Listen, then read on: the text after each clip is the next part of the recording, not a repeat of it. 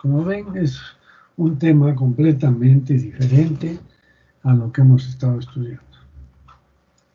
Es un tanto un tema biológico en sí, pero nosotros lo hacemos con un enfoque para el médico general, para que sepa de qué manera estos artrópodos le pueden causar problemas de salud, cómo podemos detectarlos, cómo podemos tratar estas enfermedades de salud o estos problemas de salud, y también cómo podemos hacer el control de estos artrópodos, ¿no? Entonces, por eso es que vamos a tocar este tema en esta última fase. Bueno, ya hemos hecho Chagas y Leishmania, que también entra para esta fase, ¿no? Que son protozoos que afectan al hombre, a los tejidos del hombre. Pero aquí ya estos son los artrópodos. Entonces, en primer lugar, debo decirles que los artrópodos tienen pues una vida muchísimo más larga que nosotros en la Tierra. Existen estos fósiles, ¿no?, en diferentes lugares que datan, pues miren, de 97 a 100 millones de años de antigüedad, o sea que son antiquísimos y persisten en nuestro medio, ¿no? Esto es un fósil real, ¿no? No es una figura, es una fotografía. Entonces, esto es, los artrópodos han vivido y seguirán viviendo por mucho tiempo. Tienen una serie de adaptaciones al medio ambiente y vamos a ver, por ejemplo, que hay artrópodos como las cucarachas que son resistentes a todo, ¿no? Resistentes incluso a los mismos gérmenes. Pueden vivir y son realmente artrópodos o seres vivos prehistóricos, ¿no? También es importante estudiar estos artrópodos porque están relacionados con las epidemias. Miren, esta es una imagen hace más de 100 años y está revelando lo que hoy estamos sufriendo. Es una mascarilla en realidad, ¿no? Así se ponían las mascarillas en la época de la peste. Y se vestían con sus batas para no contagiarse. Nadie se imaginó que ahora nuevamente íbamos a usar lo mismo, con nuestras máscaras, no de esta forma, pero con la mascarilla de la boca, la pantalla, etcétera, los guantes y los mamelucos que se están usando. Y estos artrópodos pues tienen cierta connotación porque han sido registrados hasta en monedas, ¿no? Y esto corresponde a una película. ¿Quién sabe qué película es? ¿Quién ha visto esta película? Yo tuve la suerte de ver la misma obra. ¿Sí? Pues díganme. Los Miserables, doctor. Exacto. Tuve la suerte de verla en Barcelona, en teatro. Mucho mejor que la película, ¿no? Y que se llama el que ha visto esta película, y si no la han visto es necesario que la vean, porque es una película social, pero allí se ve la miseria en que vivía la gente en París, en Francia, y lógicamente había una serie de enfermedades. La gente se moría por tifus porque había muchos piojos, se morían de peste bubónica porque habían pulgas, ¿no?, etcétera, etcétera, y de hambre también, por eso la lucha social. Entonces, los artrópodos están siempre acompañando las miserias del hombre. Felizmente que por una parte, pero por otra parte no tan feliz, el coronavirus no se transmite por insectos o por artrópodos, que si hubiese sido, de repente hubiese sido más la mortandad, pero también hubiese sido más fácil controlarlo, porque al controlar los artrópodos estaríamos controlando la enfermedad, ¿no es cierto? Entonces, ¿Qué características tienen estos artrópodos? En primer lugar, son invertebrados. No tienen vértebras. Entonces, ¿cómo se mantiene su cuerpo? Es que tienen un exoesqueleto que les da fuerza o les da resistencia y les permite movilizarse. Tienen una simetría bilateral. Es decir, y acá no estamos viendo un trofozoito de ameba, por ejemplo, que no tiene simetría bilateral.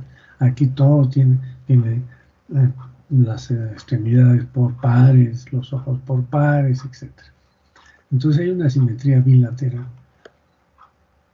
El exoesqueleto, que es el que da forma a estos artrópodos, tiene una serie de estructuras que son importantes, ¿no? Por ejemplo, la epicutícula, que tiene esclerotina, que son proteínas que le dan dureza, la endocutícula, que tiene quitina y sales de calcio, que también le dan dureza, después viene la hipodermis y la membrana basal, ¿no?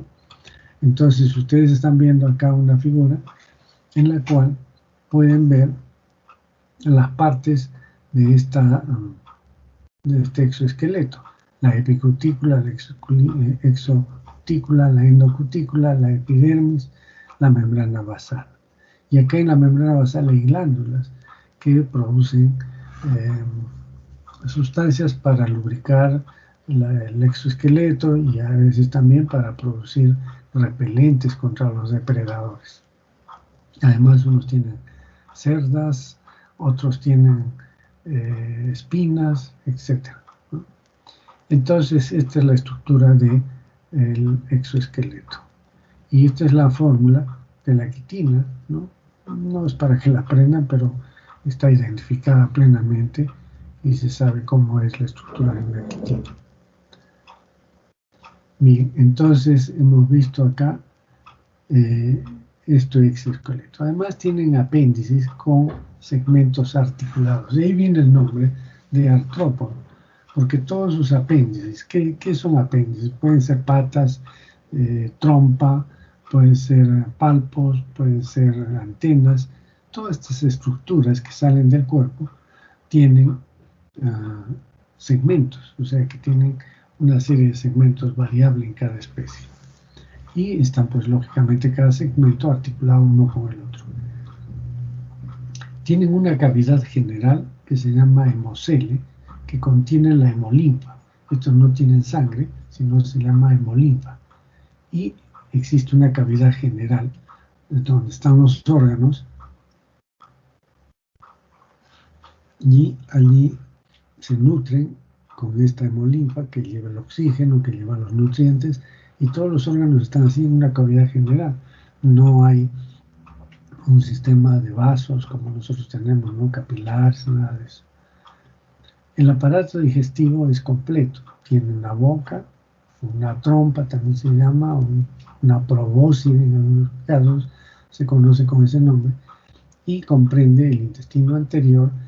El intestino anterior vendría a ser lo que es el esófago o el estómago.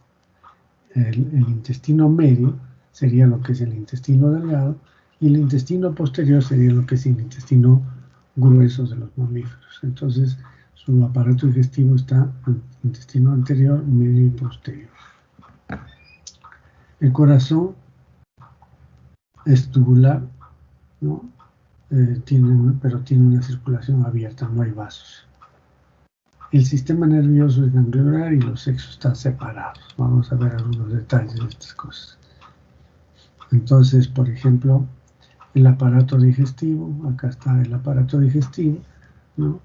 Tiene la boca o probóscide, como hemos dicho, tiene las bolsas gástricas, tiene el intestino anterior, medio y posterior, que hemos dicho, y termina en la región anal. Además tiene tubos de Malpighi en este intestino posterior, que vienen a ser parte del sistema excretor. Y en el intestino anterior es donde se absorben los nutrientes, y el intestino fundamentalmente se absorben los, más estaría el intestino medio aquí. Parece que el intestino medio también se absorben los nutrientes, en el intestino anterior también, y además presenta pues esta boca, ¿no? Veamos, este es el corazón. Acá tiene el corazón y tiene branquias donde se oxigena, y acá está el hemocele, ¿no? Entonces hay una circulación abierta, no hay vasos que conecten uno con otro, no regresa la sangre. El sistema nervioso, hemos visto, es ganglionar, tiene que se llama un cerebro que es un ganglio, ¿no? Los ojos también son muy bien desarrollados los ojos, y tiene además un intestino, hemos dicho anterior, medio y posterior, y acá tiene el corazón y el aparato reproductor. Bien, entonces no vamos a entrar en muchos detalles en el aparato reproductor y algunos otros aparatos que no tienen tanta importancia para nosotros. Lo que nos interesa es tener una idea general de lo que son los artrópodos para poderlos reconocer, identificarlos y explicarnos cómo es que transmiten enfermedades. Bien, entonces es importante conocer las características del ciclo evolutivo. Estos vendría a ser como el ciclo de vida, ¿no? Estos artrópodos tienen una metamorfosis. ¿Qué es una metamorfosis? Una serie de cambios fisiológicos y morfológicos que hacen que desde una estructura primitiva que es un huevo se desarrolle un adulto que ya puede reproducirse. Entonces, esa metamorfosis es de dos tipos. Hay artrópodos que tienen metamorfosis gradual o paurometábola, que comprende estadios de huevo, varios estadios ninfales y el adulto. Mientras que hay otra que es la metamorfosis completa o holometábola, donde pasa por 4 estadios: huevo, larva, pupa y adulto. ¿Cuál es la importancia de saber la metamorfosis de un artrópodo? Por ejemplo, yo quiero saber la metamorfosis de un piojo, ¿no? El piojo tiene metamorfosis gradual o paurometábola, huevos, ninfas y adultos. Mientras que la mosca doméstica o mosca común, que la tenemos siempre en todas las viviendas, tiene una metamorfosis completa u holometábola. ¿Qué diferencia hay desde el punto de vista de acciones de control? Como quiera que las metamorfosis gradual pasa por estadio huevo, ninfas y adultos, las ninfas son exactamente igual que los adultos en morfología, en hábitat, digamos también en su forma de alimentarse. Todo es exactamente igual. La única diferencia que podemos encontrar entre ninfas y adultos es que las ninfas no tienen aparato reproductor todavía y no se sabe si van a ser hembras o machos. Entonces el adulto sí, por supuesto. Entonces todos estos son iguales. ¿Y qué ventaja nos dan esto? Porque siempre los vamos a encontrar en el mismo sitio, las ninfas y los adultos.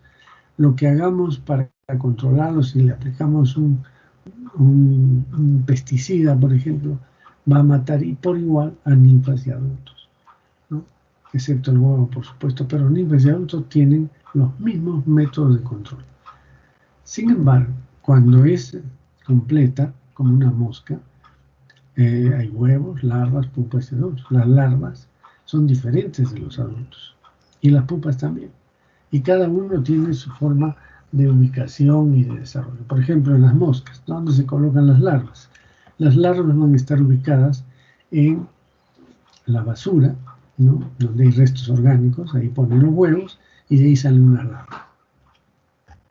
Estas larvas se alimentan de restos orgánicos, es decir, tienen un aparato bucal masticador.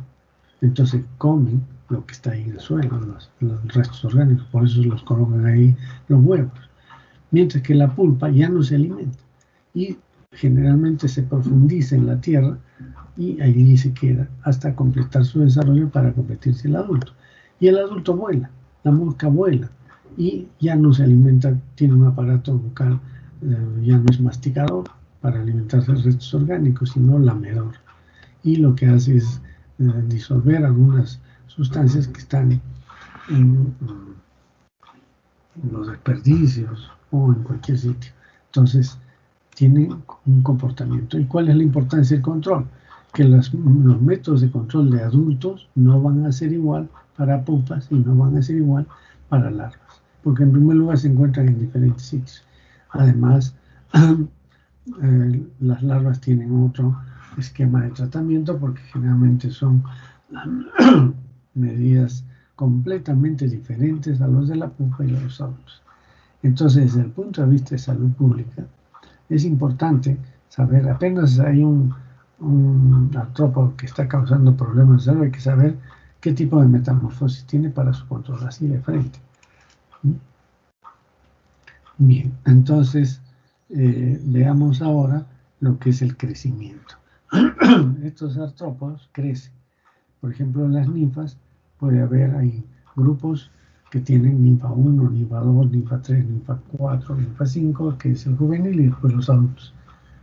Y entonces, ¿cómo crecen si tienen un exoesqueleto que les protege, pero que le da dureza y que ya no puede extenderse? Es como tener una ropa de metal que no nos va a dejar crecer, ¿no? Y entonces una armadura. Entonces, ¿cómo hacen estos artrópodos? Lo que hacen es las mudas. La muda, que también se llama icdisis, es un proceso fisiológico en el cual se pierde la cubierta externa del exoesqueleto y poco a poco se va produciendo sustancias que van recubriendo al artrópodo y que después se endurece formando otro exoesqueleto. De tal manera que eso ya les permitió en ese lapso aumentar de tamaño. Ustedes han visto, por ejemplo, a veces en las viviendas o las habitaciones que no se han limpiado o están cerradas, uno ve como que fueran unas arañas, pero si ustedes se ven bien, ya no se mueve y está ahí. Y si se ve al detalle, no es la araña, ya es lo que dejó, ¿no? Después de una muda. ¿Y cómo se llama ese exoesqueleto que se quedó después de la muda? Se llama exuvia o pelecho. Entonces, miren, hay que ver lo que es metamorfosis, ¿no? Que es un proceso de desarrollo, pero también hay un proceso de crecimiento en cada uno de los estadios. Y esto se debe a que existen mudas o icdisis y que el producto de la muda para crecer el artrópodo que se ha quitado ese exoesqueleto, precisamente ese exoesqueleto se llama exuvia o pelecho. Bien. Entonces ya tenemos los entendimientos de la metamorfosis, del crecimiento y de las mudas, que también es importante. Recuerden, por ejemplo, cuando hemos visto a Ascaris, cuando hemos visto todos estos que hacen ciclos de luz, tienen mudas para crecer las larvas, y esas mudas se quedan en los tejidos, y entonces, como son proteínas extrañas, desencadenan reacciones alérgicas importantes. Este es el ejemplo de una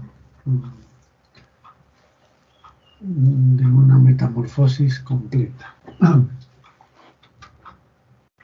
Entonces ustedes vean cómo está aquí estos artrópodos. Esta es la hembra, este es el macho, ¿no? Coloca huevos y sale una larva 1, larva 2, larva 3, se forma una pupa. Es el capullo que ustedes conocen, por ejemplo, en las mariposas, ¿no? Prepupa, la pupa, y después de la pupa se abre y salen los adultos que empiezan a volar. Esto es una metamorfosis entonces completa. Entonces pasa por los estudios de huevo, larva, pupa y adulto. Pero este es una metamorfosis incompleta. ¿Por qué? Porque pasa por estadios de huevo, ninfas y adultos, pero tiene varios estadios ninfales, ninfa 1, 2, 3, 4, 5, 6, 7, 7 ninfas, y después los adultos, ¿no? Entonces, aquí todos estas ninfas y los adultos tienen la misma fisiología, se alimentan de lo mismo y se encuentran en los mismos lugares. Bien. ¿Por qué tenemos que estudiar artrópodos?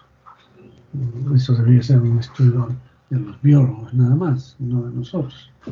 Pero tenemos que estudiarlos porque en primer lugar son parásitos. Estamos haciendo el curso de parasitología. Por ejemplo, los chinches. El chinche de cama que pica y que saca sangre y nos causa lesiones muy pruriginosas, dolorosas. Los mosquitos igual, ¿no? Los piojos que están en la cabeza, en el cuerpo, etc. Y que molestan porque producen un intenso prurito al picar, al reaccionar contra la saliva de estos artrópodos que la utilizan pues para producir anestesia o anticoagulación.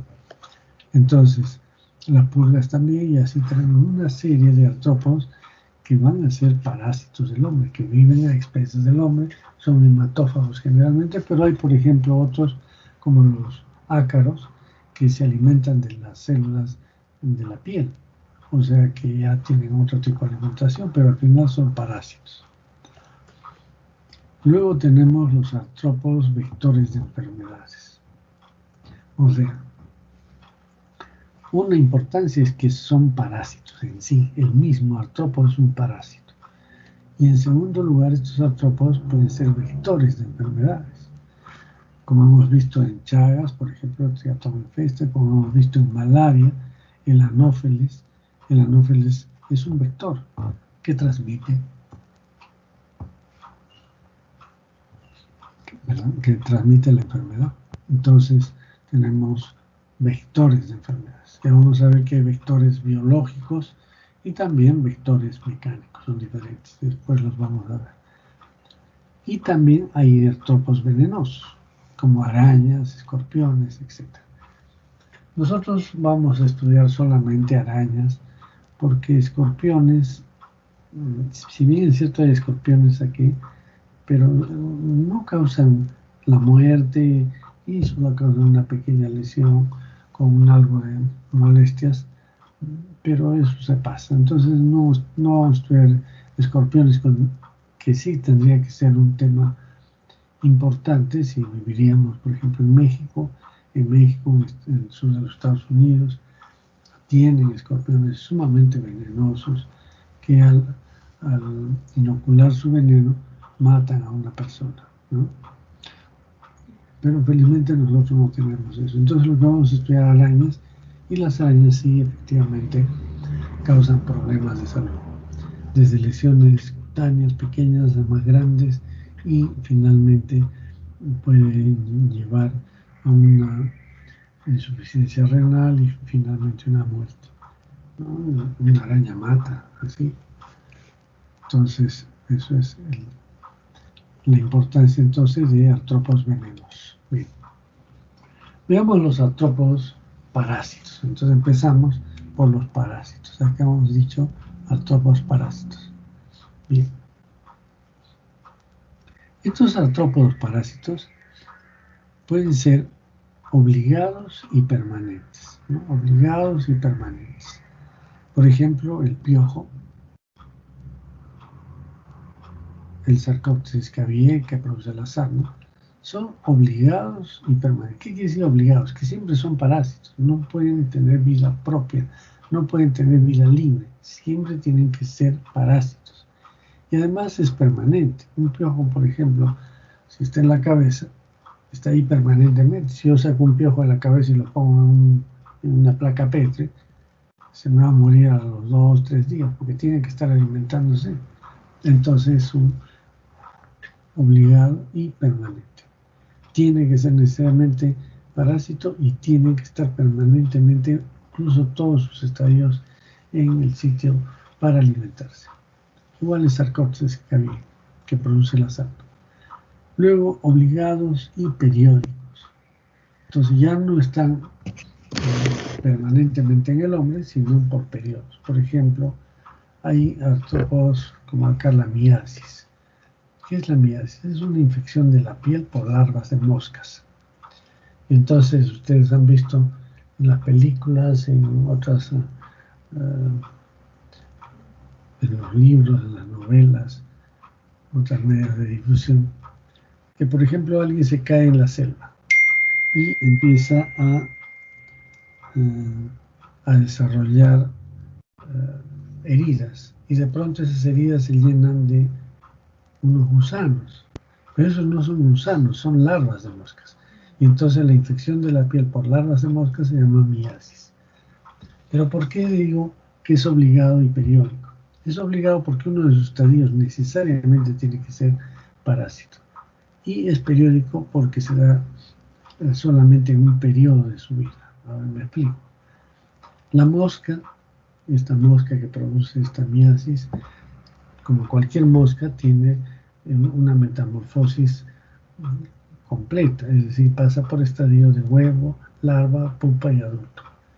Entonces, cuando es la miasis solo es cuando es larva.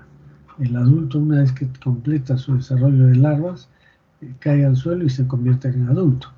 Entonces no es permanente, solamente en un periodo de su vida cuando es larva.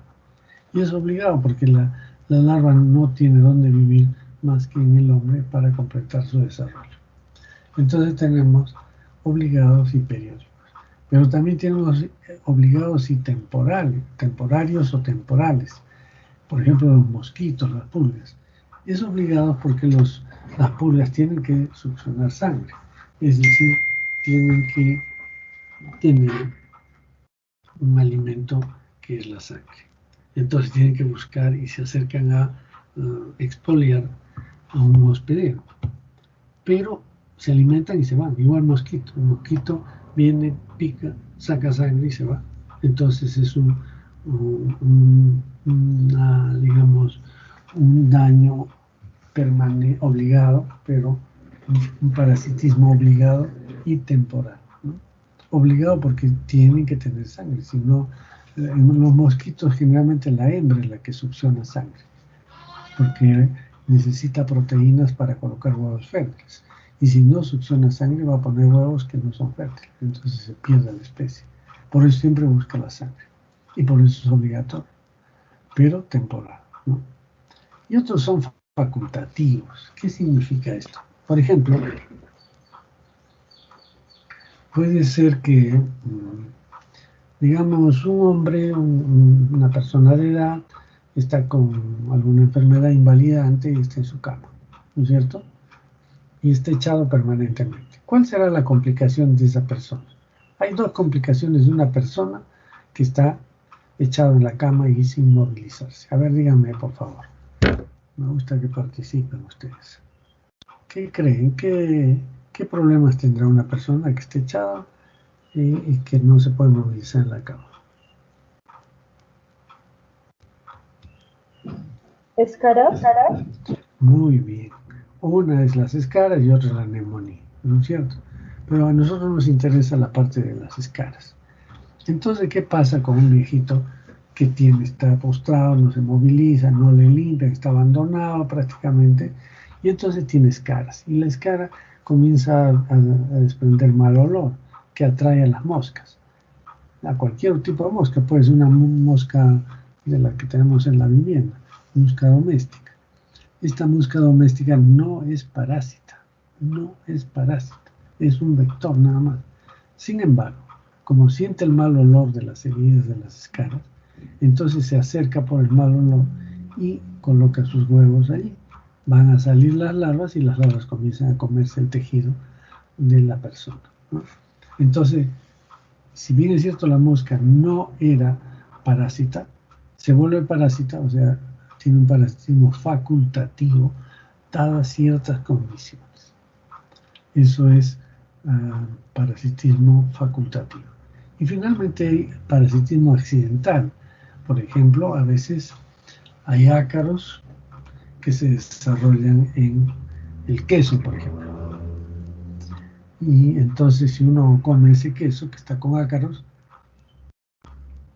el ácaro ingresa al aparato digestivo y en el intestino delgado comienza a prenderse la mucosa, a causar una serie de daños que finalmente se traduce en diarrea.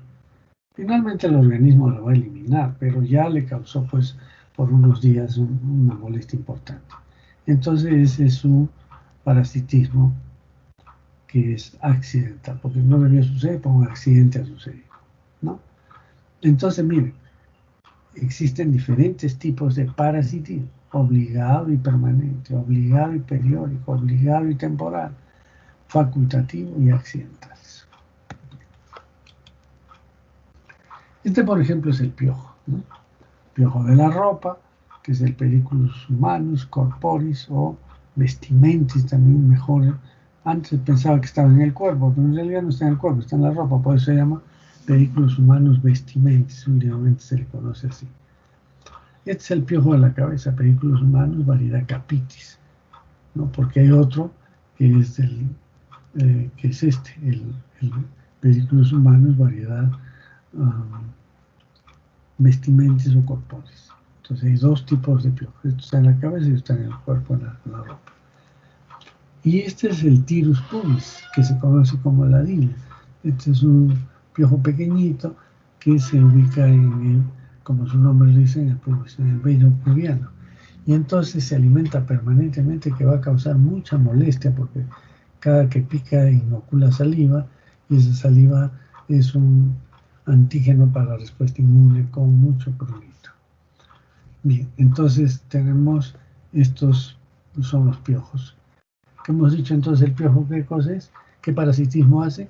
Hace un parasitismo obligado, porque un piojo no puede vivir en el suelo ni en la mesa.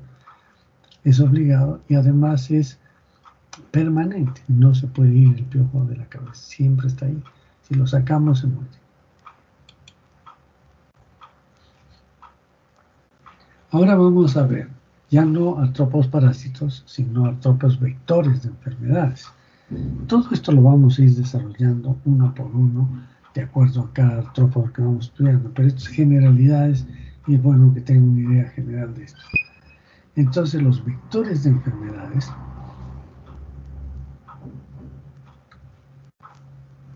son artrópodos que son capaces de llevar el agente etiológico de enfermedades de una fuente de infección hacia un individuo susceptible.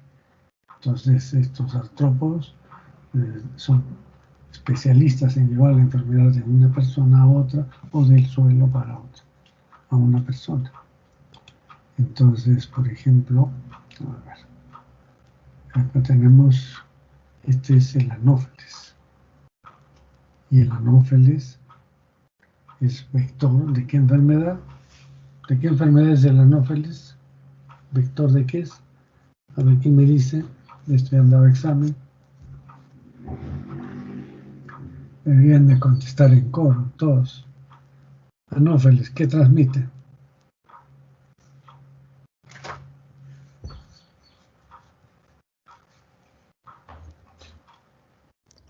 Nada, ¿qué ha pasado? ¿Plasmodio? ¿Qué? Malaria. Claro, Malaria, el doctor. plasmodium. Lleva el plasmodium de una persona a otra. Es decir, es un vector de la malaria. ¿Sí? Entonces, estos son pues los artrópodos que, por ejemplo, el Triatom infestans, que es la chirimacha, que es vector de la enfermedad de Chagas, ¿no es cierto? Bien. Y artrópodos venenosos, que hemos dicho, vamos a estudiar las arañas nada más. Vean, vamos ahora, ¿qué diferencia hay entre un artrópodo vector que es mecánico y biológico? No es lo mismo. Miren, ¿eh? Y por eso es importante conocer también para los mecanismos de control. El artrópodo, que es un vector mecánico, vamos a poner como ejemplo la mosca, ¿ya? La mosca es un artrópodo vector mecánico, como ejemplo. Y Como vector biológico vamos a poner la chirimacha que todos conocen, o sea, el Triatoma infestans. Vamos a ver qué diferencia hay. En primer lugar, el artrópodo vector mecánico solamente acarrea los agentes etiológicos. ¿Qué quiere decir? Que los lleva de un sitio a otro, los transporta. ¿Y dónde los lleva? En sus patas, en la boca, etc. O sea, imagínense una mosquita, está en las heces que hay en el suelo, ahí está alimentándose, todas sus patas, su trompa, etc., sus pelos, están contaminados con esas heces, llevando gérmenes. Y los lleva, de repente los disuelve en la sopita que una persona está comiendo. Y entonces ahí está llevando un agente infeccioso. Puede ser una giardia, un quiste de giardia, un quiste de amebas, qué sé yo, una shigella, una salmonela. Y lo que ha hecho es transportar, acarrear el agente etiológico de un sitio a otro sitio, una fuente de infección a una fuente de, de una fuente de transmisión a una fuente de infección. Entonces, esos son los mecánicos, pero los biológicos no. El agente etiológico no solo es transportado, sino que ingresa al vector, cambia de forma o se multiplica, o sea, se reproduce dentro del vector. Eso es muy diferente. En segundo lugar, la asociación vector-agente etiológico es inespecífica. El ejemplo que hemos puesto es muy claro. La salmonela es transmitida por moscas, pero puede ser transmitida por otros artrópodos, puede ser transmitida de otras maneras, ¿no? Digamos, un quiste de giardia puede ser transmitido por una mosca, pero también puede ser transmitido a través del agua, de los alimentos, etc. Entonces, esta asociación es inespecífica. La mosca puede llevar una serie de gérmenes y esos gérmenes también pueden ser transportados por otros artrópodos o otras formas. Mientras que la asociación vector-agente etiológico es altamente específica cuando se trata de un vector biológico. Por ejemplo, el Triatoma infestans no transmite la malaria, no transmite el dengue, solamente transmite la enfermedad de Chagas, o sea, el tripomastigote sanguíneo o metacíclico. Entonces, solamente transporta generalmente un solo agente etiológico. Hay raras veces, por ejemplo, la leucemia que hemos visto es capaz de transmitir la fiebre de la orolla, o sea, la enfermedad de Carrión y también la leishmaniasis. Pero son casos raros, ¿no? Pero tampoco la leucemia puede transmitir malaria, ni dengue. Entonces sí hay especificidad. Luego, se contamina. Porque una mesa, si yo le pongo bacterias encima de la mesa, es una mesa contaminada, no es una mesa infectada, mucho cuidado, ¿no es cierto? Porque está en la parte externa. Si mi mano toca unos gérmenes, mi mano va a estar contaminada. Si mis manos tocan el virus o las secreciones de una persona con virus del coronavirus, entonces mi mano se contamina con el virus, no se infecta. Pero si esa gente ingresa, ya es otra cosa, es infectarse. Y entonces los artrópodos vectores biológicos se infectan con los agentes etiológicos, mientras que los mecánicos se contaminan. ¿Qué más? No es indispensable para la vida del agente patógeno. Eso es importantísimo como medida de control. Si yo mato todas las moscas, ¿voy a desaparecer la tifoidea? No, porque la tifoidea se transmite también por contaminación fecal de alimentos, de las manos, del agua. Entonces, si yo controlo las moscas, no voy a desaparecer la enfermedad. Pero si se trata de un vector biológico, como por ejemplo el Triatoma infestans, es indispensable para la sobrevida natural del agente patógeno. O sea, si yo mato a todas las chirimachas, a todos los Triatoma infestans, y en eso se basan las medidas de control, desaparece el agente etiológico, que es el tripanosoma. ¿Se dan cuenta? Entonces, esta es la importancia que hay para las medidas de control y para evitar infecciones también. Y finalmente, el artrópodo vector mecánico no es la principal vía de transmisión del agente patógeno. Puede transmitirse por las heces, por el agua, por las manos, por las verduras, etc. Mientras que el vector biológico es la principal vía de transmisión del agente patógeno. Si yo mato todas las chirimaches, por lo menos desaparece el 80% de transmisión quizás más, 90% de transmisión de cruce. ¿Por qué? Porque es la principal vía de transmisión del agente patógeno.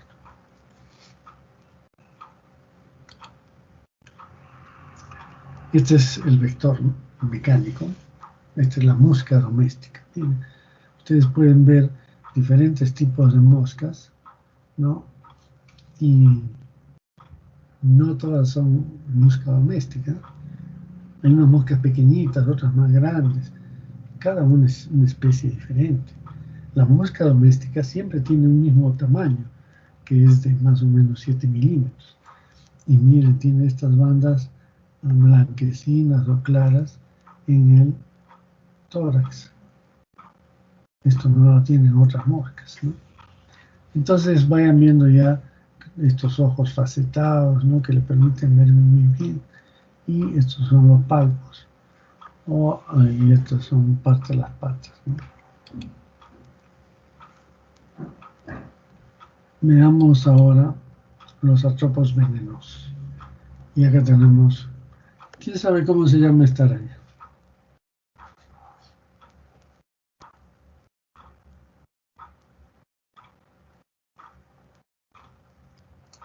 ¿Alguien sabe?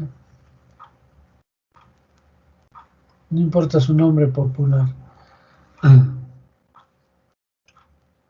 La araña casera. No, esto no es araña casera. La araña ¿Es la casera viuda negra, doctor?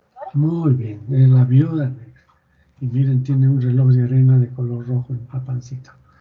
Entonces, esta es una araña que tiene un veneno y que puede causar problemas serios de salud. Y la otra es la araña casera, que aquel compañero ha dicho, también es una venenosa y es mucho más venenosa que esta viuda negra, ¿no? Porque produce muchos más venenos que esta araña. Esta araña se llama Latrodectus mactans y la otra de caza o araña violín también se llama Loxosceles leta. Entonces son diferentes arañas que pueden causar problemas de salud y que producen un veneno que puede ser mortal, ¿no? Entonces también tenemos que estudiar esto, porque si no, ¿quién más va a estudiar esto? Antes estudiamos también serpientes, pero parece que serpientes lo están tratando en infectología, cuando hagan ya clínica. Y no sé, la verdad es que no tenemos nosotros aquí en Arequipa serpientes que puedan causar la muerte, pero en selva sí, ¿no? Causan severos daños y la muerte también. Que también podría ser considerado dentro del estudio, pero ese no es un artrópodo, o sea, no, por eso no lo estudiamos nosotros acá. Bien, es importante que ustedes sepan que hay diferentes mecanismos de infección, y esto sí tienen que aprendérselo, porque no es lo mismo una u otra forma de transmisión, sobre todo para evitar, o sea, para la profilaxis. Entonces acá, por ejemplo, tenemos un mecanismo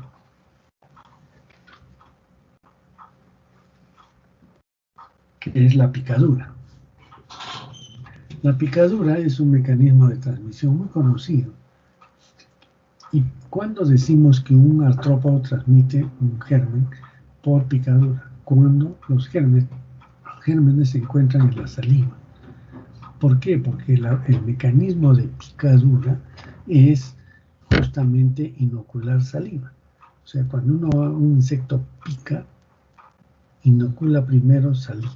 Esta saliva tiene un anticoagulante y un anestésico, de tal manera que uno no siente que está ahí el insecto alimentándose, porque si lo sentiría, inmediatamente lo aplasta, ¿no? Entonces, y además tiene un anticoagulante, no solamente es anestésico, sino anticoagulante. ¿Por qué? Porque la trompa de estos artrópodos es sumamente delgada y prácticamente pasa hematía por hematía, no es muy, no es muy gruesa. Entonces, si no tuviera anticoagulante, rápidamente se coagularía la sangre en la trompa del artrópodo y ya no podría alimentarse. Entonces, esto explicado. Un ejemplo típico es Anófeles en la malaria, ¿no es cierto? Recuerden ustedes los esporozoitos que están en las glándulas salivares y que al momento de la picadura los inocula y que se van a ligar. Entonces, eso es mecanismo de transmisión por picadura. Otro mecanismo es por regurgitación. Aquí los gérmenes no están en las glándulas salivales, sino están en el aparato digestivo, generalmente atrapados en lo que se llama el proventrículo. El proventrículo no es otra cosa que una especie de válvula que existe entre el intestino anterior y el medio, de tal manera que esto le permite que la sangre que han ingerido pase al intestino medio y ya no regrese al intestino anterior. Para eso esa es la función del proventrículo. Pero ¿qué pasa? Porque es como una rejilla, ¿no es cierto? Como un filtro. ¿Qué pasa cuando se infecta con algún germen, con una bacteria o un parásito? Estos invaden y se localizan en todo el proventrículo, produciendo una especie de una masa que impide que el proventrículo funcione. Y entonces, si ya no hay el proventrículo, entonces cuando el animal o el artrópodo quiere alimentarse, pica, succiona sangre, llega hasta el proventrículo y no puede pasar más, y entonces la regurgita. Y en ese momento de regurgitación, regurgita los gérmenes que estaban justamente en el proventrículo. Entonces, queda claro que ese mecanismo es por regurgitación. ¿Quiénes transmiten enfermedades por regurgitación? La lismania es transmitida por la leucemia por regurgitación. Las lismanias, los promastigotes, se desarrollan en el proventrículo, ¿no es cierto? Y entonces, cuando viene la leucemia a alimentarse, tiene hambre, succiona la sangre y esta sangre se regurgita al hospedero, regurgitando las lismanias. Xenopsila chopis y Yersinia pestis. Yersinia pestis es el agente etiológico de la fiebre, de la peste bubónica, ¿no es cierto? Y también de la peste neumónica. Entonces, estos son transmitidos por Xenopsila chopis. ¿Quién es Xenopsila chopis? Una pulga. Y esta pulga también tiene el proventrículo donde se quedan las yersinias, se reproducen en gran cantidad obstruyendo ese pasaje, y entonces como el animal va a tener mucho hambre, ¿no? Porque no le llega el alimento, se queda atrapado, entonces esta Xenopsila chopis, que es la pulga de ratas, va a regurgitar en el momento de la picadura los gérmenes, la yersinia. Entonces también la infección se llama por regurgitación. Otra forma de transmisión es por escape. ¿Qué quiere decir esto? Que los gérmenes se encuentran también en el intestino anterior y que pueden escaparse en el momento del flujo sanguíneo que está entrando. Esto, por ejemplo, se produce en todas las filariasis. Onchocerca volvulus es una filaria. Y todas estas filarias son microfilarias que son como las larvitas de Strongyloides estercolaris, 1200 micras, más o menos así, y están en el aparato anterior. Entonces, cuando el simulio, que es un mosquito, succiona sangre, se establece un flujo de sangre desde la vena hasta el aparato digestivo de este simulio, y entonces hay una especie de, digamos, posibilidad de que a través de esta sangre que está entrando, en sentido contrario, salga una microfilaria que tiene mucha movilidad y se va a ir al hospedero. Entonces eso se llama mecanismo de infección por escape, ¿no? Los gérmenes se encuentran en el intestino anterior, en el proventrículo, casi es parecido a este, sino que lógicamente acá no tiene la capacidad que tiene, por ejemplo, las filarias, que las microfilarias se mueven activamente. Luego tenemos otro mecanismo que se llama por aplastamiento.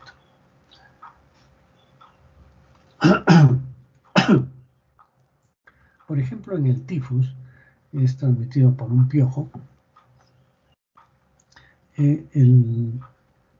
La riqueza que produce el tifus se llama riqueza Prowazeki. Y entonces esta riqueza está en el intestino del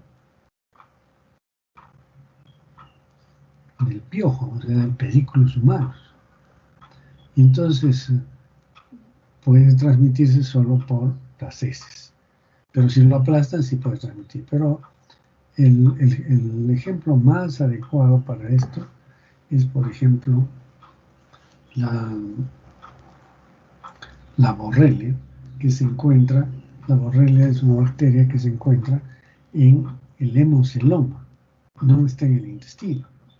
Y entonces al estar en el hemoceloma, la única manera de que salgan los gérmenes de esa cavidad es aplastándola. Entonces cuando una persona agarra y captura un piojito que está con tifus, entonces hay gente que tiene la sierra, sobre todo hay comunidades que tienen la idea de que si lo muerden se van a como vacunar, ¿no? Entonces muerden al piojo y todo el contenido del intestino pasa y del hemoceloma pasa a la boca de la persona y se infecta. Entonces sí es el aplastamiento. Más que pedículos, que también se produce por aplastamiento, es en el tifus, es el pedículos humanos en el caso de la borrelia recurrens. Esta borrelia está en el hemoceloma del pedículo, no en el intestino. Que está en el intestino es, por ejemplo, Rickettsia prowazekii u otras. Pero en el caso de la borrelia está en el hemoceloma. La única manera de transmitirse, entonces aplastando y destruyendo al piojo. La ingestión. La ingestión también es otra posibilidad de infección. Ya lo hemos visto en el caso de Immunolepis nana o Immunolepis diminuta. Quiere decir que algunos artrópodos pueden comportarse como hospederos intermediarios, por ejemplo, gorgojos, pulgas. Estos van a ingerir heces de roedores y ahí puede haber huevos de huevos de estas parasitosis, ¿no? Como ejemplo de Immunolepis nana o de Immunolepis diminuta. Entonces, dentro del intestino del artrópodo se desarrolla el cisticercoide y cuando un niño sobre todo puede ingerir estos artrópodos como son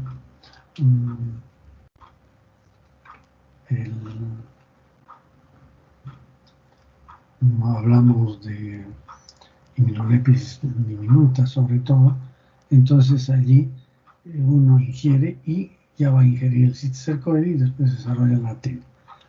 Otro ejemplo también es el de Tenocephalides canis con Dipilidum canino. Este Dipilidum canino también es una tenia que parasita el intestino del perro.